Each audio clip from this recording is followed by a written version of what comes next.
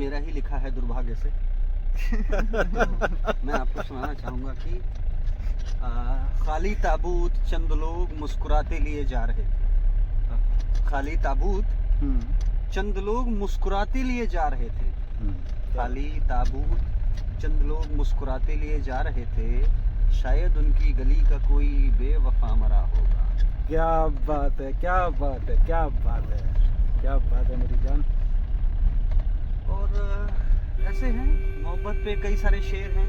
मोहब्बत का मुझे लगता है कि आज के टाइम में मोहब्बत का जो पड़ाव आके रुकता है वो कहीं न कहीं बिस्तर पे आके ख़त्म हो जाता है। अमूमन वर्तमान परिप्रेक्ष्य में अगर बात करें तो उस पर भी मैंने एक शेर लिखा, थोड़ा सा वैसा वाला है कि बिखरी जुल्फें सब बयां कर रही हैं। बिखरी जुल्फें सब बयां कर रही सब बयां कर रही हैं। बिखरी जुल्फें सब बयां कर रही हैं और सिलवटें बता रही हैं कि हंगामा हुआ है। क्या बात है, क्या बात है। और शुक्रिया इतनी ज़रा नवाजी के लिए। उम्मीद करता हूँ कि आपके वाहवाह से ये पता चल गया कि मैं थोड़ा ठीक ठाक लिख लेता हूँ। बहुत बढ़िया। अरे आप एक कोई वो मोहब्बत करने वाले कम ना होंगे अगर थोड़ा गुनगुना देते तो। हाँ, वो मेडिसन साहब की गज़ल है जी। और वो ऐसे है कि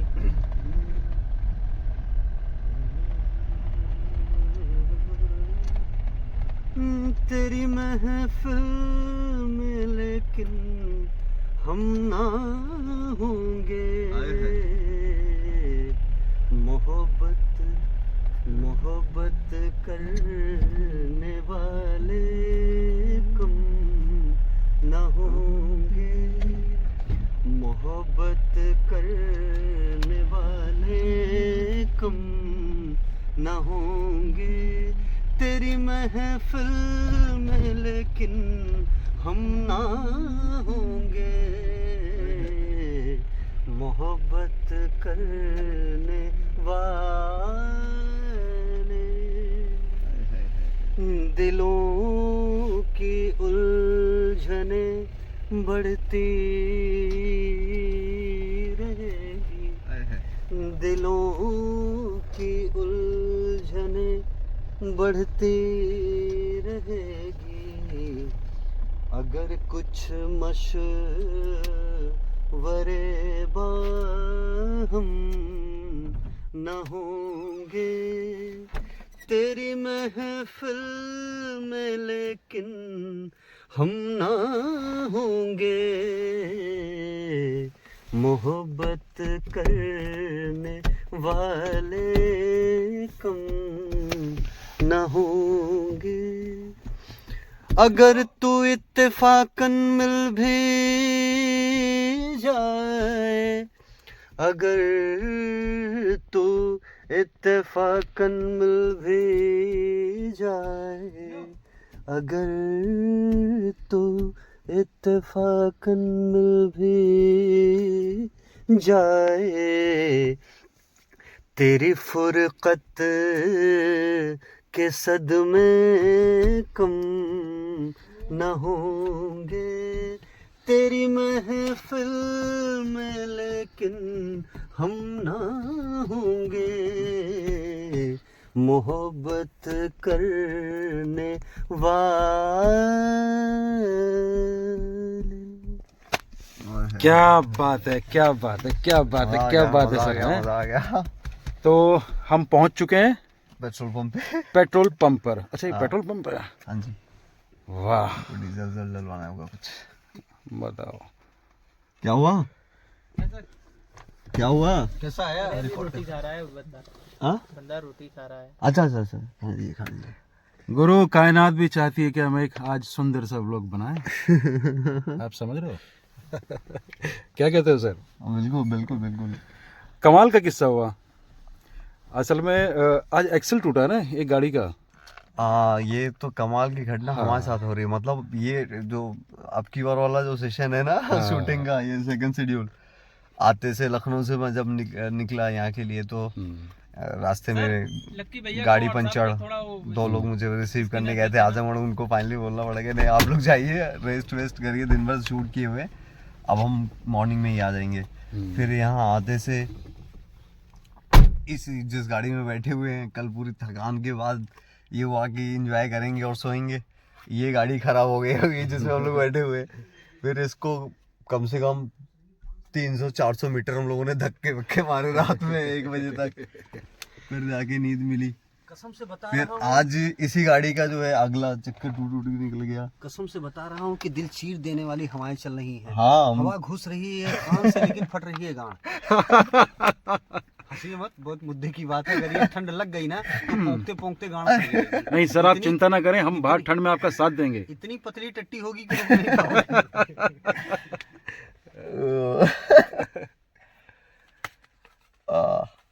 आप बताइए कुछ, आप तो खामोश हैं आज। नहीं, मैं कहाँ खामोश हूँ यार। और सच बताऊं तो अगर मैं जितना खामोश रहूंगा उतना ही सामने वाले मतलब बता पाएंगे कि एक्चुअली में व्हाट इज लाइफ। हाँ, सबके अपने अपने एक्सपीरियंस है, सब बताएंगे। आप भी बताइए, हमको भी कुछ नया मिलेगा। कुछ नहीं यार, मैं हर कलाकार तो इसी द्वंद में ना कि हाँ कुछ अछूता ना रह जाए। हाँ कितना कुछ है जान जाऊं। हाँ तो आप जान रहे हैं हमारी तरफ से, आप भी कुछ सुनाइए हमें। आपका तो मतलब काफी सीनियर है आप हमारे, आपके एक्सपीरियंस भी अद्भुत ही हैं होंगे जीवन के, तो हमें भी कुछ सीख मिले। लाइए हमें दीजिए, मैं आपको कवर करूंगा। हाँ, मतलब किस तरह का एक्सपीरियंस? मतलब कुछ भी जीवन के जो बहुत हसीन लम्हे आपने बिताए हैं उसके बारे में कुछ बताएं, कुछ नया एक्सपीरियंस करवाएं। यार एक्सपीरियंस तो बहुत सारे हैं, लेकिन फिलहाल का जो एक्सपीरियंस हो रहा है वो ये हो रहा है कि मैं बॉम्बे छोड़ के जाता हूँ और बॉम्बे मुझे खींच लेता है। ये तो बहुत अच्छा बात है। हाँ, प्यार है।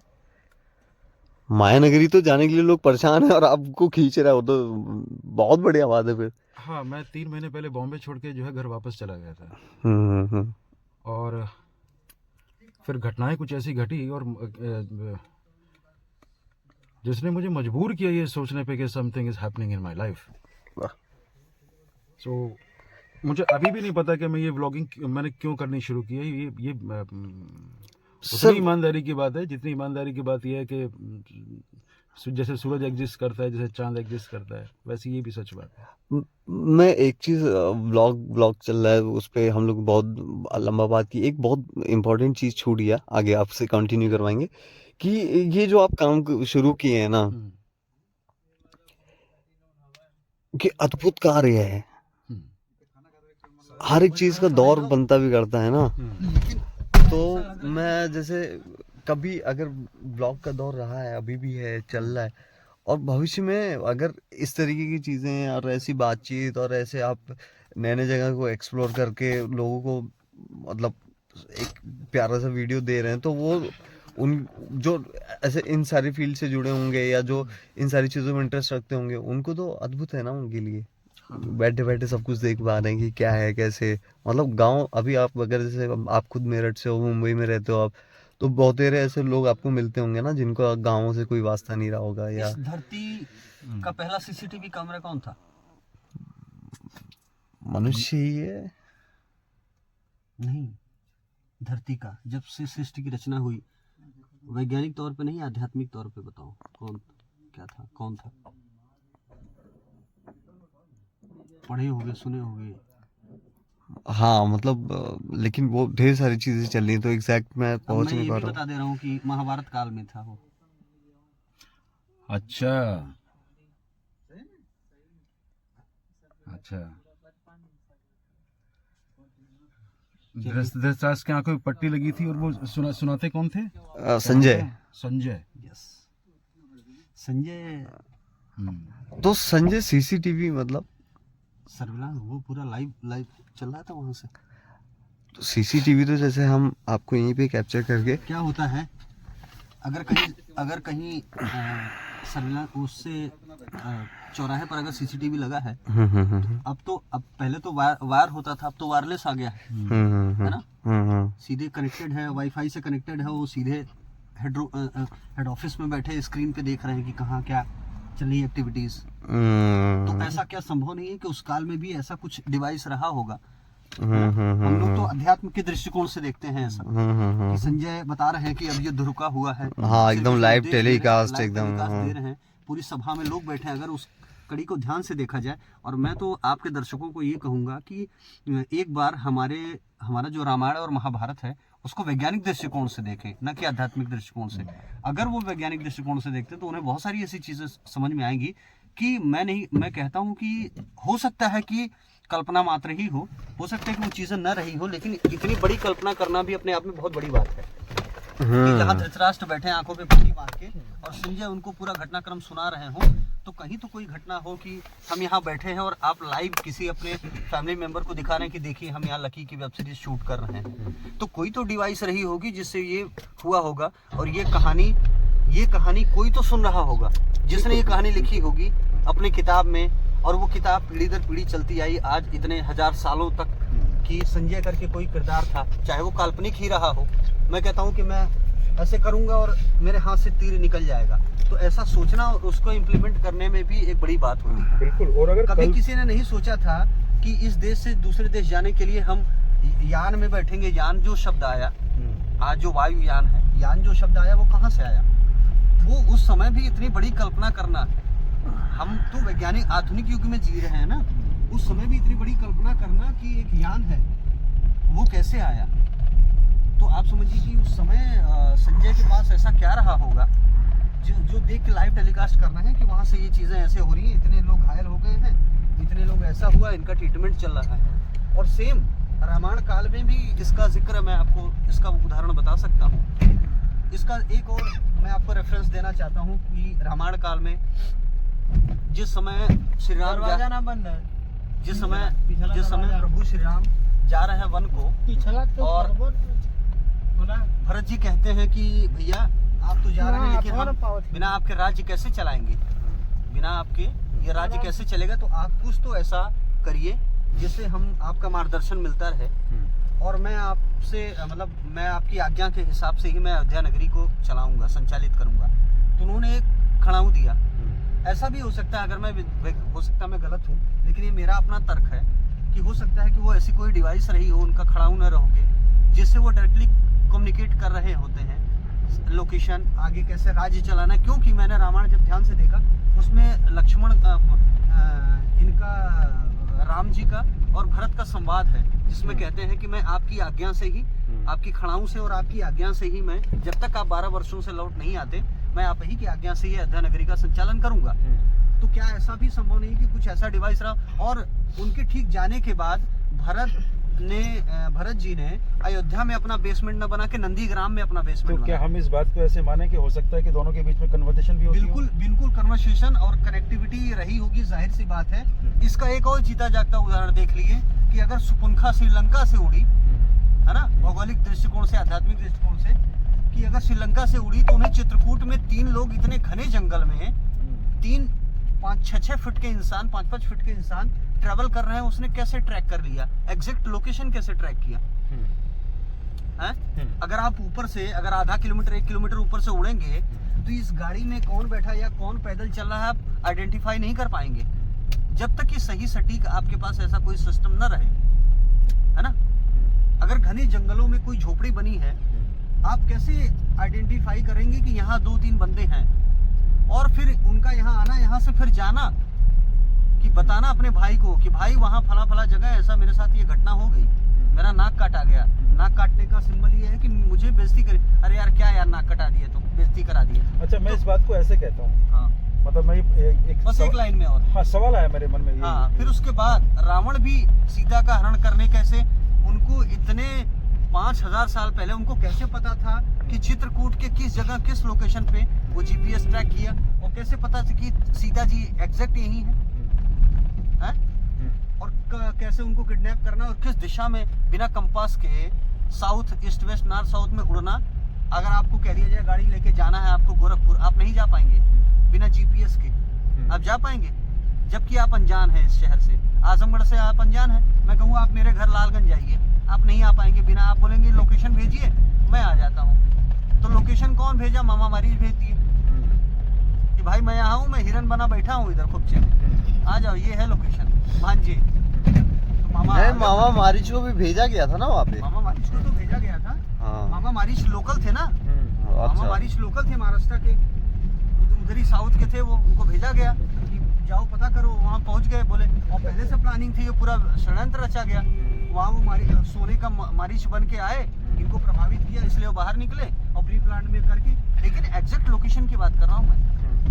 आज वो सार्वभौमिक है कि आज अगर मैं कहूँ कि आपको लखनऊ जाना है इसके फ्लैट पे, तो जब तक ये लोकेशन नहीं भेजेगा आप ट्रैक करके नहीं पहुँच सकते। तो ये कहा जा सकता है कि हो सकता है कि उस जमाने में भी ऐसा कुछ रहा हो।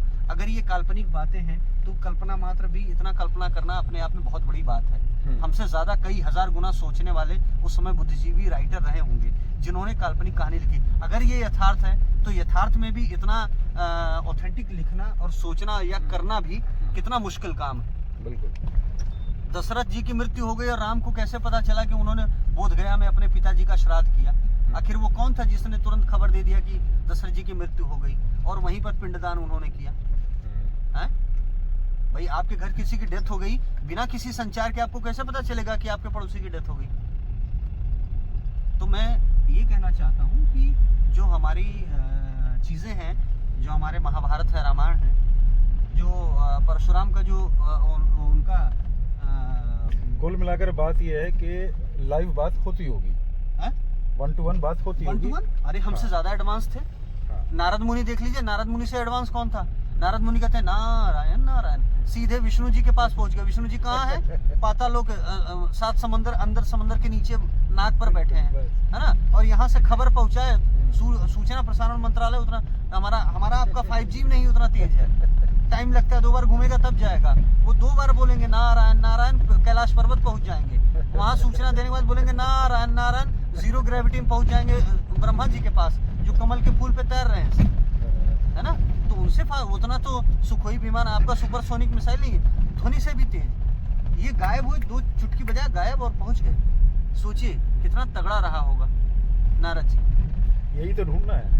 और महाभारत काल में वो पहुंचने का जो पहुंचने का जो ट्रांजैक्शन है ना, वो एक्चुअल में वो फाइंड आउट करना है। महाभारत काल में जब 2 मिसाइलें, जो ब्रह्मास्त्र छूटता है और नीचे ऋषि लोग बात कर रहे हैं और रिमोट कंट्रोल उनके हाथ में है, बोलते कि ब्रह्मास्त्र एक बार निकल गया तो वो विनाश ही करेगा, तो इसको वापस कैसे लाना है? आप वो देखिए। फिर मैं आप कहूँगा, मैं सबसे कहता हूँ कि वैज्ञानिक दृष्टिकोण से महाभारत और रामायण को देखिए एक बार। कि जब रावण को मारने के लिए जा रहे हैं लंका पे, वो आक्रमण करने के लिए, तो बहुत शॉर्ट टाइम में, हमारे सिनेमा की भाषा में कहेंगे कि टाइम लैप्स में दिखाते हैं कि जल्दी जल्दी कई ऋषि मुनि मिलते हैं, जगह जगह यज्ञ कर रहे हैं, उनको अस्त्र शस्त्र देते हैं। तो यज्ञ करने से तीर तलवार धनुष नहीं आता, बनता है, लेकिन उन्होंने कुछ तो ऐसा आधुनिक दिया होगा। उन्होंने कहा होगा कि रावण को मारना इतना आसान नहीं, उसको किला भेजना, तुम हमसे तमंचा ले लो, कट्टा ले लो। वो कहेंगे आप हमसे एक काम करिए, AK-47 ले लीजिए, ले जाइए, जो काम आ जाएगा, लेकिन आपको विजय प्राप्त होनी चाहिए, हम इसमें इसके सहयोगी हैं। अब वो वहाँ गए, वहाँ उनको समझ नहीं आया, लेकिन अब अंदर कौन बताए कि भाई इसका चेम्बर तो बहुत अंदर है, इसके उस रूम में मारो जहाँ से ये पूरा बिजली, जहाँ इसका इन्वर्टर और बिजली का कनेक्शन है मेन, वहीं हमला मारो, पर CCTV कैमरा बंद हो जाएगा, नहीं तो बैठा देख रहा है ये कौन कहाँ से हमला हो रहा है। बस वहीं सटीक जगह मिसाइल मारो। वो नाभि है, नाभि शरीर का केंद्र नाभि, जीवन का आधार नाभि है। बच्चा पैदा होता है तो नाभि ही निकलती है, जिसको काटा जाता है, 2 शरीरों को अलग किया जाता है, और नाभि उसका भी वही केंद्र था। मारने का मतलब ये है कि आप रावण की नाभि में मारिए तो वो उसकी मृत्यु हो जाएगी। उस नाभि का केंद्र से उसका सिंबल है, मतलब मेरा ऐसा मानना है, जितना मैंने पढ़ा है, देखा है, क्यों कहते हैं कि केंद्र में मारो, उसकी सारी मिसाइलें, उसका जितना सुखोई विमान है, जितने उसकी मिसाइलें हैं, सब डिफ्यूज हो जाएंगी। तो वो गुप्त कौन बताए? जो उस लोकेशन पे रहा हो, जो गली गली चप्पा चप्पा जानता हो कि उसका कंट्रोल रूम कहाँ है। कंट्रोल रूम में मारोगे, सारा कनेक्टिविटी ध्वस्त, वो कुछ नहीं कर पाएगा। तो ये है, ऐसा नहीं कि रावण का वो बता दिया पेट में मारो, अरे तीर सीने में भी लग जाएगा तो मर जाएगा आदमी। ऐसा कहीं वर्णन नहीं है कि उसको कोई आशीर्वाद किसी शिव जी ने, ब्रह्मा जी ने ये दिया हो कि बेटा तुम्हारी जान नाभि में अटकी रहेगी, और तुम्हारा भाई, सगा भाई बताएगा कि राम जी को कि इनकी नाभि मार दो तो मर जाएगा, है ना। ऐसा तो कहीं नहीं लिखा था। जो आदमी अपनी गर्दन काट सकता है, वो जो नाभि में तीर मारने से मर जाएगा। अपना सिर का बलिदान दिया। मुझे ऐसा लगता है कि सिर का बलिदान, सिर का तात्पर्य है आपके मस्तिष्क से। दरवाजा पीछे वाला और सफर कर जितने भी राग, द्वेष, काम, क्रोध, मन, मोह जो भी पैदा होता है वो आपके मस्तिष्क में पैदा होता है। अगर आपने इसका परित्याग कर दिया, इसका त्याग कर दिया, तो मुझे लगता है कि रावण ने यही किया होगा। इन सारी चीज़ों का पहले त्याग किया होगा शिव जी को, और एक ठीक ठाक बना होगा। फिर उसने कहा होगा कि मुझे यहाँ से, इस राक्षस योनि से मुक्ति चाहिए, तो मैं पूरे एक प्रॉपर प्लानिंग से मैं ऐसा करूँगा ताकि प्रभु श्री राम के बाणों से मेरी मृत्यु हो सके और मैं मोक्ष को प्राप्त करूँ। बहुत शुक्रिया, गुड नाइट। क्या और हम पहुंच गए हैं अपने ठिकाने पर। ये हमारे अस्थाना भाई तेज कदमों के साथ चलते हुए, और बहुत ही सुंदर बातें की और बहुत ही कमाल की कन्वर्सेशन रही आज, या यूँ कहूँ कि बहुत ही कमाल का सफ़र रहा। हाँ, अगर कुछ आपको लगे कि इन बातों में कुछ कहीं कुछ ऊपर नीचे है आपके हिसाब से ना हजम होने वाली बातें, तो उसको प्लीज एडिट कर दीजिएगा। नहीं सर, सारी हजम होने वाली बात है। आइए देखिए हम लोगों का कमरा कैसे फैला हुआ है। इसकी सामूहिक बलात्कार हो गया हमारे कमरे से। देख रहे हैं कैसे फैला हुआ है सामान, बेड, बिस्तर, तकिया। ऐसा किसने किया कि वो कौन है सामूहिक बलात्कारी? अरे इसमें बहुत सारे लोग सोने वाले थे। नहीं, ऐसा तो हम लोग छोड़ के नहीं गए, तो आखिर ऐसा हुआ कैसे? अरे जैसे जैसे लोग जाते रहे, लीजिए सर नमकीन खाइए। सर इसको मत और कहिए, तो आज यार की- एक्टर लोग यही ऐसे ही पीते हैं, ऐसे रहते हैं। ये हालत होती है। हम लोग की हालत वही है कि जब लड़की की विदाई हो गई तो घंटा कोई नहीं पूछता है। फिर कहते हैं कि टेंट में सामान चढ़ाओ, तो ऐसा लगता है कि साला नानी मर गई है। इसको वही है, शूटिंग खत्म हो गई। जब तक शूटिंग नहीं होती एकदम दामाद जैसी इज्जत होती है। हाँ। कितने बजे कॉल टाइम है, आओ इनको चाय नाश्ता हाँ। और ओरियो बिस्किट, ब्लैक कॉफी यानी कैपुचिनो और सब जो चाहिए, ग्रीन टी भी चाहिए with Honey with lemon. Okay. और अब होने के बाद, शूट खत्म होने के बाद कोई घंटा नहीं पूछता। ऐसे बिस्तर, अब हम लोग खुद से अपना बिस्तर लगाएंगे, सोएंगे, ये खाएंगे और ये पानी पिएंगे। हाँ, ये बात तो है, ये बात तो है सर। मैंने शूट में ना मतलब आपको शूटिंग ग्रीन टी खत्म पीते होना बहुत देखा है सर। और आपने बहन बहुत और ग्रीन बेटी टी की पी है विदाई इस बार। होने की जो दोनों की स्थितियां एक सेम है, वो फीलिंग सेम आती है। कोई नहीं पूछता। देखिए आप खड़े होकर अकेले वीडियो बना, हम लोग तीन चूतियों शकल बना खड़े, अपना बिस्तर लगा के सोएंगे अभी। मैं तो पैकिंग कर रहा हूँ, मुझे निकलना है। अच्छा, ये जा रहे हैं, हम ही लोग दो बचेंगे। इसे में ये खर्राटा लेता है, हम बगल में सन्नाटा मार के सोते हैं। ये खर्राटा, हम सन्नाटा दोनों। बहुत बढ़िया, और बड़ी जल्दी मुलाकात होती है भाई। Thank you so much, love you मेरी जान, लव यू। थैंक यू दादा।